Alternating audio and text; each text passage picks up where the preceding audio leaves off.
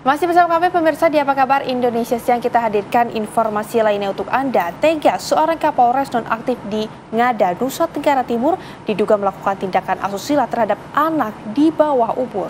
Dan pemirsa, yang tak kalah mengejutkan, aksi bejat sang Kapolres diabadikan dan diunggah ke situs dewasa di Australia. Hingga kini pelaku ditahan di Propam Mabes Polri.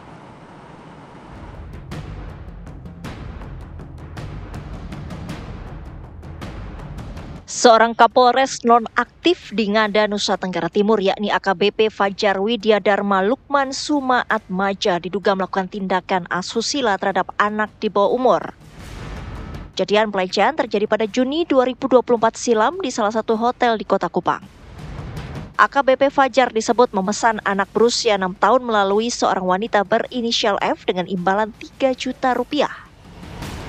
Terbongkarnya aksi bejat AKBP Fajar setelah video asusila tersebar di situs porno Australia. Pihak otoritas Australia yang melacak video tersebut menemukan lokasi pembuatan. Pihak otoritas Australia lalu berkoordinasi dengan Divisi Hubungan Internasional Mabes Polri dan Kementerian PPA. 20 Februari lalu, AKBP Fajar langsung diamankan Propam Mabes Polri dan dibawa ke Mabes Polri guna pemeriksaan. Itu saya tidak mengerti, tapi itu Mabes Polri yang mengamankan dan sudah dibawa ke Mabes Polri. Sekarang biar nanti Mabes Polri yang tahu kasusnya, saya juga tidak tahu. Polisi pun telah memeriksa sedikitnya 9 orang saksi. Untuk sampai saat ini total sudah di sini 9 saksi. Korbannya berapa orang, Pak?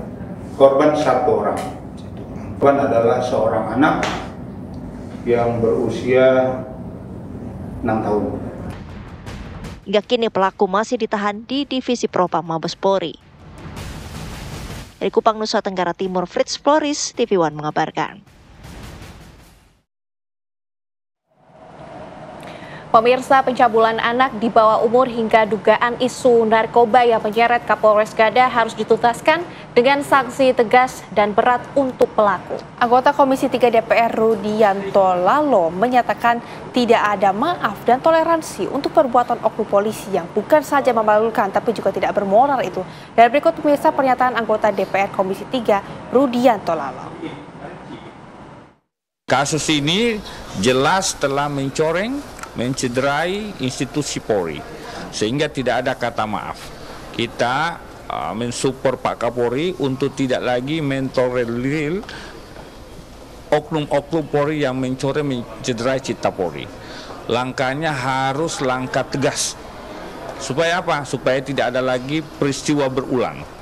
Yang kedua, Mabes Polri kita desak untuk mendalami bagaimana proses narkoba, karena di situ disebut ada narkobanya. Jangan sampai Kapolres Ngada ini juga terlibat dalam peredaran narkoba.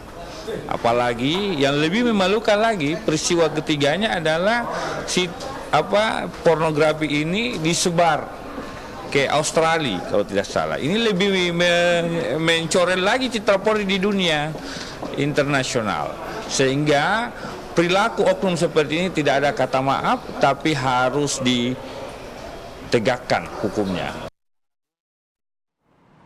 Komisi Perlindungan Anak Indonesia menyebut pelecehan terhadap 3 anak di bawah umur yang terjadi di Ngada, NTT merupakan pelecehan berat. KPAI juga memastikan akan adanya dukungan kepada 3 orang korban yang saat ini sudah teridentifikasi agar mendapatkan pemulihan secara mental. Dan berikut pemirsa pernyataan anggota KPAI Dian Sasmita kami hadirkan untuk Anda. Ini perkara atau kasus kekerasan seksual terhadap anak yang sangat serius. Kenapa sangat serius? Pertama, korbannya lebih dari 1 dan punya potensi besar. Ini korban tidak hanya 3, kemungkinan besar ada korban-korban lain yang yang juga menjadi korban namun belum dapat teridentifikasi.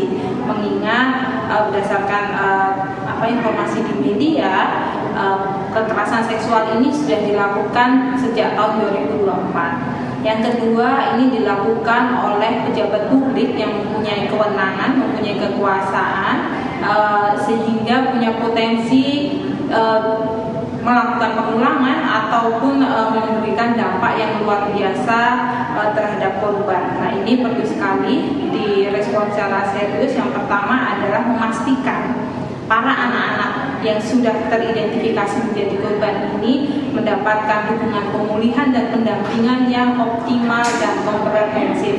Yang kedua adalah kepolisian dan UPTD setempat melakukan penelusuran potensi-potensi anak yang menjadi korban dari pelaku ini, supaya anak-anak tersebut juga mendapatkan akses atas pemulihan.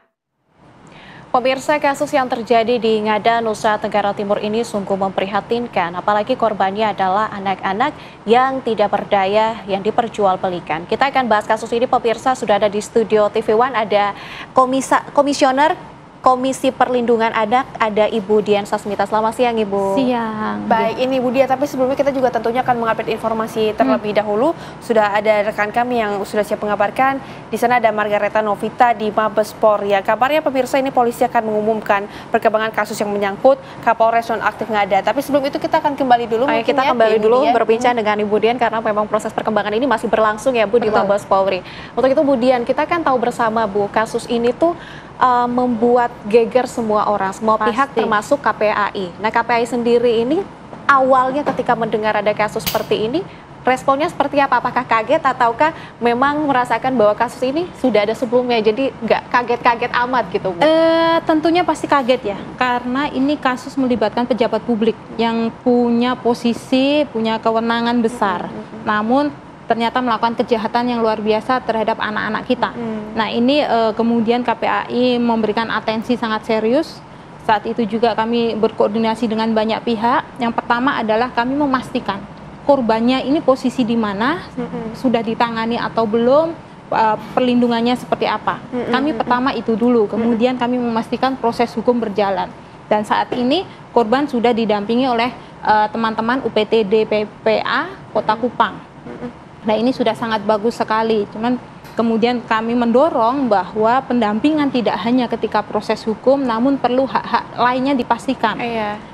Pemulihan psikososialnya seperti apa, luka fisik seperti apa kalau memang ada, kemudian pendampingan juga terhadap keluarganya juga, termasuk mengidentifikasi apakah ada risiko kerentanan soal keamanan, misalnya seperti itu ya, karena kita tahu pelakunya adalah pejabat publik. Nah, untuk itu banyak hal yang kita koordinasikan dengan banyak pihak. Kembali lagi memastikan ini anak korban jangan sampai dikorbankan lagi, reviktimisasi. Yang kedua, kami menekankan juga, mengingatkan ke banyak pihak bahwa kasus ini mungkin yang terungkap baru 3. Punya potensi korban mungkin lebih dari 3. Banyak korban lain tapi mungkin belum melaporkan ya. Untuk itu kami mengedukasi masyarakat kalau anaknya ada yang sekiranya pernah berinteraksi dengan terduga pelaku yang F, atau pernah ada aktivitas-aktivitas khusus yang spesial yang mencurigakan, segeralah ke lembaga-lembaga layanan terdekat. Misalnya kalau di Kupang ya ada UPTD PPA Kota Kupang atau UPTD PPA Provinsi NTT yang ada di Kota Kupang, itu bisa diakses, atau ke kepolisian terdekat. Supaya kenapa harus lapor? Supaya anak-anak kita yang menjadi korban ini bisa mengakses layanan pemulihan, pendampingan, dan perlindungan. Baik, Bu, dan ini untuk kondisi korban sendiri saat ini seperti apa? Apakah kemudian mengalami trauma atau bagaimana, Bu? Kami saat ini tidak mengakses langsung kepada korban karena kami mendapatkan informasi korban masih dalam kondisi yang khusus, sehingga kami memang KPAI posisinya ini kan kami lembaga pengawas ya. Jadi kami saat ini menahan diri dulu, kami lebih berkoordinasi antar kelembagaan. Kalau anak, biar para profesional ahli di sana yang berinteraksi dengan anak, seperti psikolog, pekerja sosial, mereka yang memang sangat kompeten di sana. Biar fokus dulu, anak biar stabil dulu. Ibu, kemarin kan kami juga sempat berkomunikasi dengan pihak dari NTT juga kan, Bu. Barangkali dari KPAI sendiri mendapatkan informasi bagaimana sih cara berkomunikasi dengan keluarga anak ini, karena kalau informasi yang kami dapatkan kemarin ada pihak ketiga yang dipakai untuk berkomunikasi ini. Dari KPAI informasinya seperti apa? Saat ini informasi yang kami dapatkan memang anak-anak masih dengan pekerja sosial, dengan psikolog, baru sebatas itu. kami belum juga secara mendetail mengulik itu. Makanya itu kami fokusnya lebih kepada memastikan anak-anak korban ini sudah ada yang menangani, oh sudah. Kemudian kedua, mengedukasi masyarakat. Kalau sekiranya anak-anak kita, tetangga atau saudara kita pernah berinteraksi dengan oknum atau menunjukkan ciri-ciri khusus, segera lapor. Kemudian yang ketiga, kami memastikan penegakan hukum. Kita koordinasi dengan Direktorat PPO, memastikan penegakan hukum ini ditangani dengan serius dan transparan. Bagaimanapun juga rasa keadilan kita, masyarakat ini juga tercabik-cabik loh oleh kasus ini. Betul. Sehingga perlu sekali penanganan yang cepat, serius, dan transparan sehingga kita semua tahu bahwa kepolisian memang serius menangani ini. Tapi Bu Den, ini bagaimana korban sendiri kemudian ini berkomunikasi gitu ya, atau menjalin hubungan begitu dengan pihak ketiga ini seperti apa? Barangkali sudah ada komunikasi ya dari pihak korban sendiri, sudah bersuara mengenai hal belum, itu. kami belum sampai ke sana. Belum, ya? Kami benar-benar menjaga. Iya. Jadi di kami ada prinsip itu tadi, kepentingan terbaik bagi anak ya. Tidak kemudian kita dengan kewenangan kita pengawasan, kita masuk langsung ke korban ya. Kita tidak berani itu. Bagaimanapun juga kita harus sangat berhati-hati. Ketika berinteraksi dengan anak ataupun keluarga anak korban, kita juga harus berhati-hati. Jangan sampai menambah derita, menambah luka, menambah situasi-situasi yang tidak nyaman untuk anak. Iya. Ibu, ini kan jaringannya sudah internasional ya Bu, dan ini ada pihak-pihak yang sangat tidak bertanggung jawab bisa mengekspos apa yang dilakukan oleh anak-anak di Indonesia seperti ini. Dari KPI sendiri bagaimana bentuk perlindungannya Bu, agar kasus ini nantinya tidak terjadi lagi, ataupun sebelumnya perlindungannya seperti apa dari KPI Ibu? Ya, makanya terkait dengan perlindungan anak dari kejahatan online ini, pemerintah Indonesia sudah banyak mengambil langkah-langkah preventif. Salah satunya menyusun rancangan presiden terkait peta jalan perlindungan anak di ranah dalam jaringan. Namun memang ini masih proses menunggu tanda tangan presiden saja. Sebenarnya di sana sudah tergambarkan siapa bertanggung jawab untuk ngapain. Para KL, aparat penegak hukum, bertanggung jawab seperti apa. Nah, kemudian perlindungan anak tidak hanya sebatas pada Ranperpres, tapi juga kebijakan-kebijakan lainnya perlu sekali didorong, dikuatkan. Nah, memang ada sedikit kelemahan di perlindungan anak kita karena belum sampai pada isu perlindungan anak online. Untuk itu kami sangat mendesak sekali. Selain Ranperpres, mungkin ada undang-undang perlindungan anak yang sudah ada ini bisa diperbarui sehingga memasukkan perlindungan-perlindungan anak dari kejahatan online. Karena sekarang ini online kita itu sangat tanpa batas. Bisa kapan saja, di mana saja anak kita bisa menjadi korban kejahatan dunia online. Ini yang perlu secara serius pemerintah membuat kebijakan di sini bagaimana melindungi. Tidak hanya berfokus pada penanganan kasus, tapi bagaimana mencegah supaya anak-anak kita ini juga tidak terpapar para pedofil atau kejahatan-kejahatan lainnya. Nah, ini pencegahan, mitigasi atau pengurangan risiko ini penting sekali.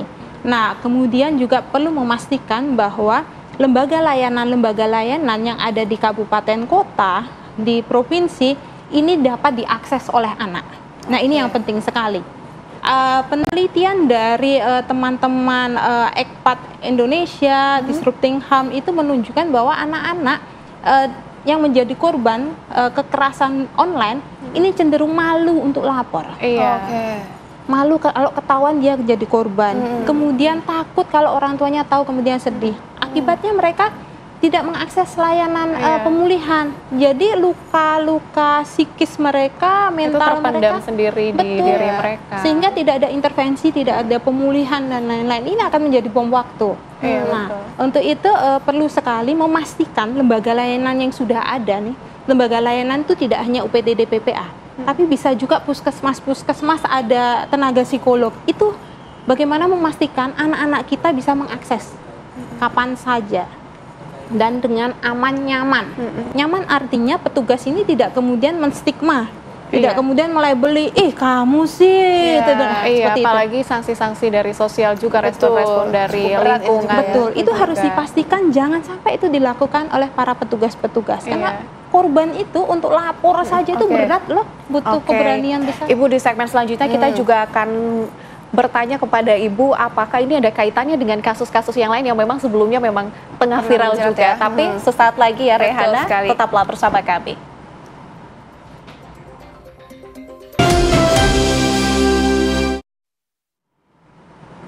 Kembali bersama kami pemirsa di Apa Kabar Indonesia Siang. Kita akan lanjutkan dialog bersama dengan Ibu Dian dari KPAI. Tadi saya dan Nadila juga sempat melihat di sosial media, Bu. Akhir-akhir ini tuh ada kasus juga yang viral di adalah di Kaimana ya, yang merupakan pemerkosaan. Ini tuh ada jaringan ini keterkaitan sama nggak sih Bu sama kasus yang Betul, sedang terus kita seperti bahas apa, Bu? sekarang ini, Bu? Iya, untuk kasus Kaimana, KPAI juga memberikan perhatian. Kami masih dalam proses koordinasi. Yang pertama untuk memastikan anak ini kondisinya bagaimana dan siapa yang menangani seperti itu. Namun untuk melihat apakah ini ada kaitan, kami belum mendapatkan cukup informasi ke sana. Yang pasti kasus Kaimana ini dialami oleh dua anak remaja perempuan ketika dia diduga ya melakukan tindak pidana. Nah ini yang perlu sangat kita perhatikan juga karena luar biasa sekali. Situasi-situasi anak. Satu atau dua anak yang menjadi korban kekerasan itu harus kita tangani dengan sangat serius. Karena pemulihan anak korban itu tidak bisa seminggu, 1 bulan, 1 tahun, itu akan panjang. Bisa seumur hidup Betul. juga. Untuk itu kembali lagi kami mengingatkan para penyedia layanan di daerah supaya memastikan setiap anak bisa mengakses layanan yang ada. Oke Bu Dian, balik lagi ke Kapolres Ngada ini Bu. Banyak pihak yang berharap bahwa dia akan dihukum kebiri. Tapi menurut KPAI, dari hukum kebiri ini apakah akan memberikan efek jerah untuk pelaku-pelaku seperti ini, atau harapan dari KPAI hukumannya apa nih Bu? Hukuman seperti apa kita akan melihat dulu seberapa detailnya. Namun yang pasti adalah ini sudah menyakiti rasa keadilan kita semua, termasuk anak-anak. Ini sangat luar biasa sekali, apalagi dilakukan kembali lagi. Dia seorang Kapolres. Nah, untuk itu Undang-Undang Tindak Pidana Kekerasan Seksual dan Undang-Undang Perlindungan Anak sudah menguatkan, menegaskan bahwa ketika pelaku kejahatan ini adalah pejabat publik harus mendapatkan pemberatan sepertiga. Jadi pidana maksimal dan pemberatan itu berdasarkan undang-undang yang ada, dan kami sangat mendukung untuk ke arah sana. Termasuk kami juga mendorong sebenarnya para pelaku ini juga diberikan pidana tambahan, misalnya mengikuti rehabilitasi rehabilitasi konseling atau apapun yang sesuai berdasarkan dengan analisis teman-teman psikolog pastinya ya. Nah ini perlu sekali, jadi tidak hanya pidana yang besar, tapi juga dia harus dikoreksi perilakunya. Jangan ketika nanti dia pidana penjara sekian tahun dia bebas, dia bisa mengulangi lagi. Jangan sampai hanya jeda saja kemudian mengulangi. Ini kasihan anak. Baik, terima kasih banyak Bu Dian sudah bergabung bersama kami di Apa Kabar Indonesia Siang, dan semoga ini juga segera ditemukan titik terangnya ya Bu ya. Tentunya juga agar segera diberikan efek jerah agar kasus ini tidak terjadi lagi di seluruh Indonesia.